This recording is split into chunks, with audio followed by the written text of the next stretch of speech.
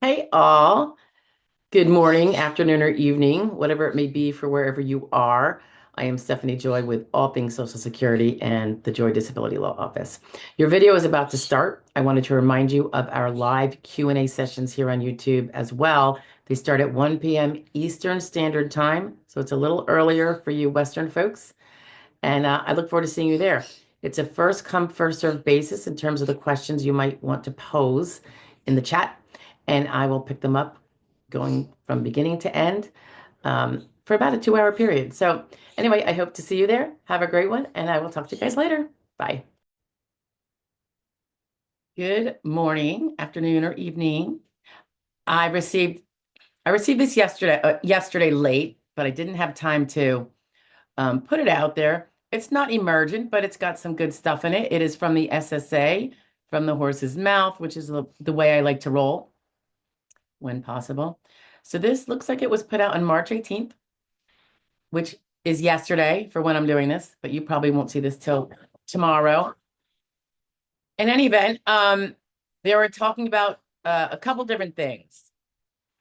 The first thing being, apparently it used to be that changing your direct deposit banking information would take 30 days for online changes to take effect, which I guess doesn't really make a lot of sense because what's the whole point of the technology of online?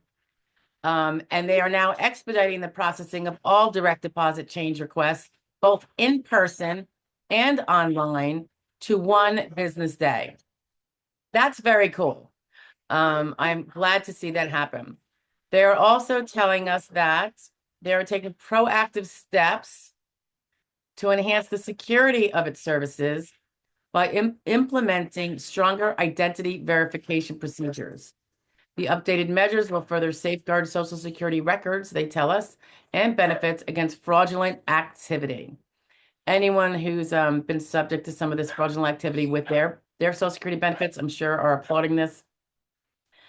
And over the next 2 weeks, the SSA is going to carefully transition to a stronger identity proofing procedure for both benefit claims and direct deposit changes.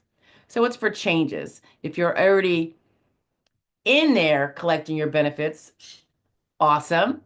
It's just that no one will be able to change your information without having to prove they are you. Okay, let's see. They remind us that individuals seeking these services who cannot use their personal My Social Security account, which, by the way, I think is through login.gov or id.me now, as opposed to how we used to do it by going through ssa.gov. But they use these other avenues now because there's stronger protections to make sure it is not someone else trying to get into your account. And they go on to say, all right, you cannot use your personal My SSA account, which requires online identity proofing, and will need to then, those who cannot use their SSA account, which requires online identity proofing. So if you have troubles with that for whatever reason, and ultimately, of course, you want to get your IDs on order. But in the meantime, you'll be the one that will then need to visit a local Social Security office to prove your identity in person. Up until recently, guys, that's how it was.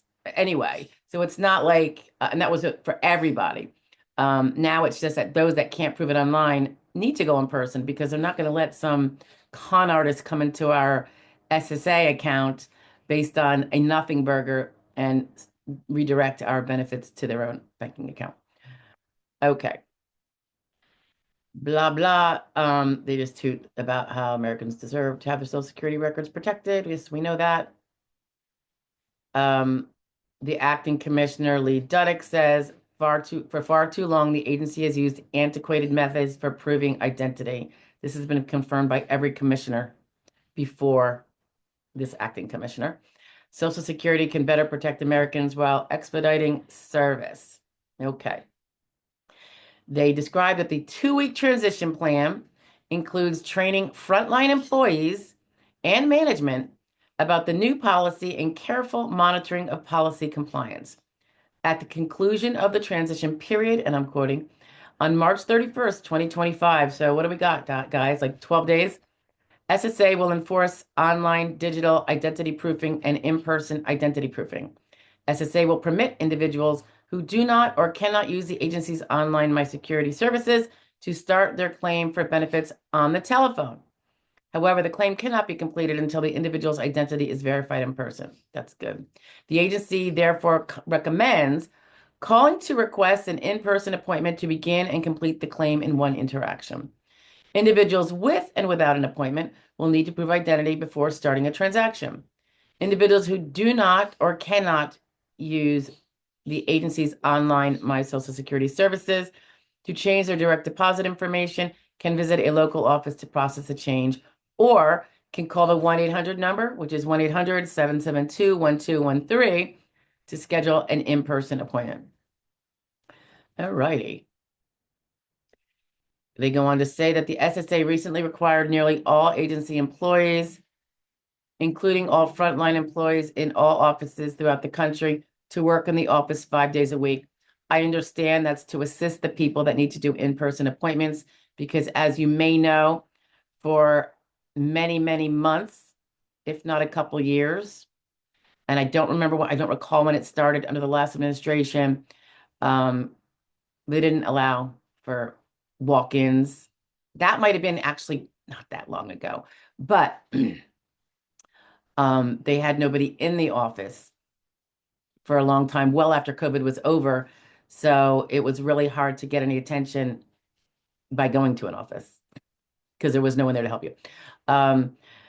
According to reports I have heard from individuals who tried. They go on to say that this change ensures maximum staffing is available to support the stronger in-person identity proofing requirement. Good move. If you're going to make people go in, you got to have people to take care of them, right, guys? Makes sense. SSA plans to implement the Department of Treasury's Bureau of the Fiscal Services Payment Integrity Service, which is called Account Verification Service, AVS. AVS provides instant bank verification services to proactively and timely prevent fraud associated with direct deposit change requests. That's cool. If you already have it existing and it works well, use it, right? Why aren't the other agencies using it? I'm glad the SSA is now doing it. I don't know why they didn't before. The agency will continue to monitor and, if necessary, make adjustments to ensure it pays the right person the right amount at the right time, while at the same time safeguarding the benefits and programs it administers. And they give a link, guys, and I'm going to link this whole page, but they give a link to where you can go if you need to create a My Social Security account. I know not everybody's done it. I was a very late bloomer with that. I'm not really big. I'm old school, but I usually have to be have to have a really big need before I create accounts. So, and obviously my Social Security is a really big need of mine. So, alrighty, that's it, guys. Yeah, I thought that was really good news. Really glad to see it. We've had the technology for so long. It's about time we implement it. I'll talk to you later. Bye. Oh, yeah. All right, that's it for another day.